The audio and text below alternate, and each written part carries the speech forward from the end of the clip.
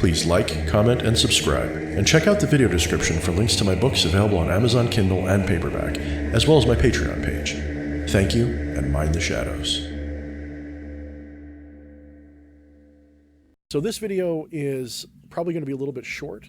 Someone had asked the question not that long ago that I saw, and the question was basically, can someone who is not inclined to magic gain magic capacity? And this is a flawed question, in my opinion. I don't think that this question has any merit because, and I'm not giving this person a diss when I'm saying that. I'm saying it's a misunderstanding of what is.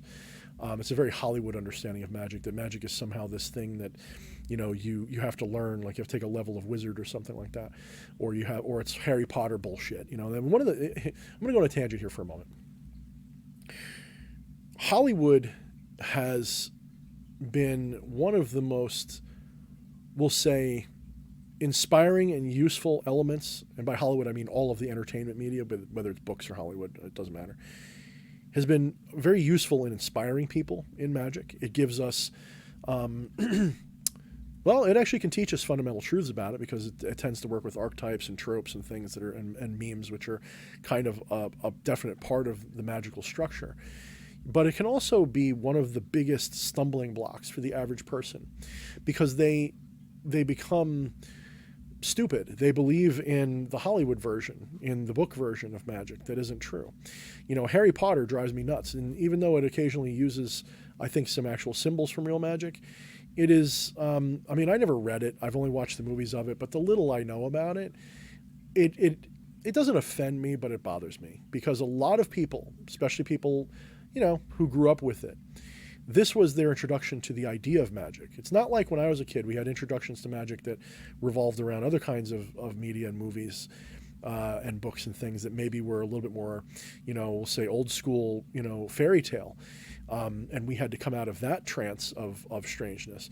You guys have maybe even a harder time because this one that you have grown up with has been a phenomenal impact on our society. You have Harry Potter and you have Lord of the Rings and you have all these things, video games, oh my God, that just really present magic in the wrong way. This idea that magic is somehow a gift or is somehow something that only certain people can do. And I'm not saying that that's not a traditional view. There's actually quite a few cultures that believe that. You know, you go back far enough in Scandinavian Norse mythology, far enough back, there was a time when, you know, a sorcerer was a female's occupation. Males shouldn't do it. They were kind of, the ones who did it were kind of ridiculed a little bit. So, you know, there's definitely beliefs in history that only certain people were chosen to do magic. I suppose that's true. But I don't think it's true at all in the sense that it actually works that way. I think that magic is a thing that everybody does all the time, every moment of their life, every moment they're aware of their world. They are creating and co-creating and mutually arising the reality that they experience. And this is a kind of magic. This is the fundamental form of magic that humans can interact with. The easiest one that we can interface with is a shift of awareness that causes change in reality, as one of my other videos has said, and will probably, if I haven't posted already, will say. Now, this understanding is this. It's very simple. Anybody is capable of learning and doing magical operations. Some people, however, this does not imply, however, that everyone has an equal capacity for doing it as well. Just like anybody can pick up a pencil and draw a picture, not everybody's picture is going to be appealing or appeasing to the rest of the world. In the same sense, anybody can go and sit and do a ritual for magic and have some level of success. Some people have more and some people have less.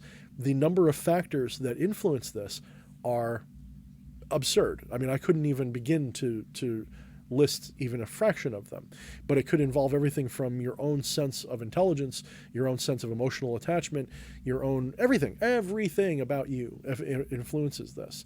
And some people are just so materialistic and mundane in their mentality that in a manner of speaking, they have no magical capacity. And when I say no magical capacity, I mean no intentional magical capacity. That's because they don't believe they have the ability to do so.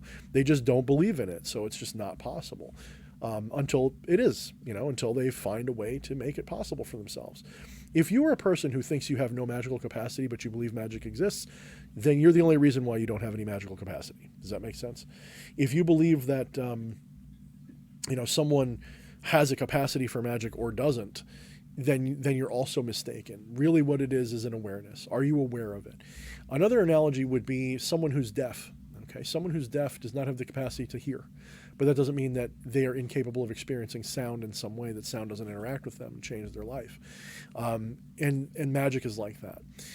But I don't think people are, maybe I shouldn't say that there's people who, like, everybody has equal capacity for it, because they don't.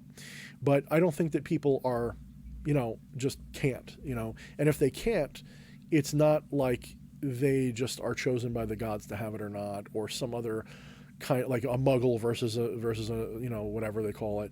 This is bullshit. It's utter bullshit.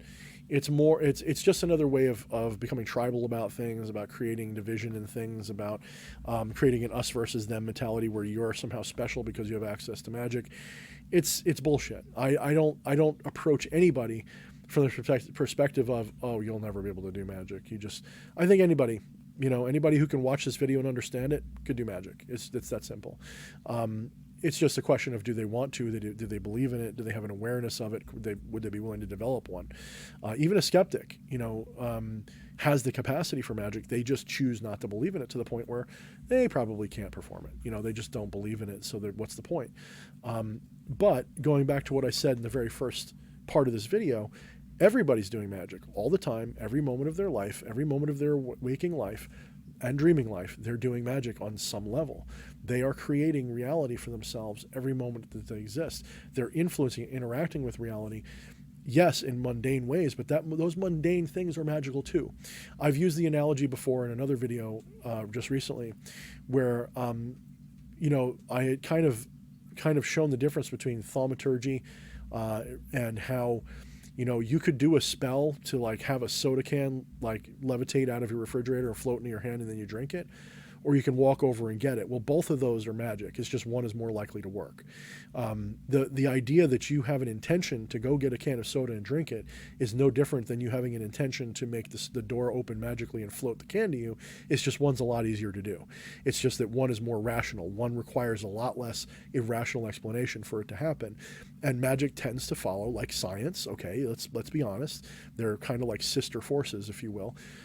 Magic tends to follow the same basic natural laws as the scientific laws. It's just that there's a little something extra going on. There's something a little bit more fundamental going on. It's a synchronistic event rather than coincidence, and it's a sense of awareness. Do you see coincidence or do you see synchronicity? Yes, there are some exceptions. You will have miraculous things happen, but again, they tend to happen in a vacuum where only one or two people see it. You'll never be able to prove it. There's no evidence for it. It's just swamp gas, etc. So yeah, in theory, I could do a spell and a soda can come out of a refrigerator, float into my hand. But realistically, that would require a whole lot of energy. It would require that no one else be around probably to see it. It would probably require all these things that just make it absurd. But magic is also the act of, there's this intention to have a drink. Your will causes your body to act. Your body gets up and goes across the room and does it. Your body and the refrigerator are one in a way. You have to understand that in this universal sense of self. Your will to have a drink is what causes that to happen, your intention. Well, that's magic. And that's my automatic dog feeder, just for those of you who are wondering what that sound is. It's kind of synchronistic right now. We're talking about having a drink and having magic supply it for us. Well, as far as the dog's concerned, the gods just delivered her food. So that's pretty cool. Perfect synchronistic moment for the video. Thank you. But that's my point, okay? In her mind, in her little dog mind, that is magic. That is probably. That is some kind of miraculous force. But to me, I know what's causing that. It's not magic to me. It's just we set that up to do that. But she probably had a desire for food just a minute ago. She doesn't even realize that there's a coincidental synchronicity that just happened. Same thing happens in magic, and the same thing happens for people who are inclined to magic or not. Even someone who's not inclined to magic will have synchronistic moments. They just might not recognize them. They might just call them coincidence. So, yes, it's kind of a silly question. Can people have magic capacity or not? I think it's a silly question in the sense that I think it's a mistake. It's the foundation of the question is faulty. Okay, it's based on a faulty question.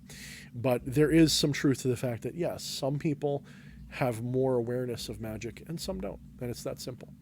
Well, anyway, guys, I hope this video was interesting for you. And if you have any thoughts, give them to me in your comments.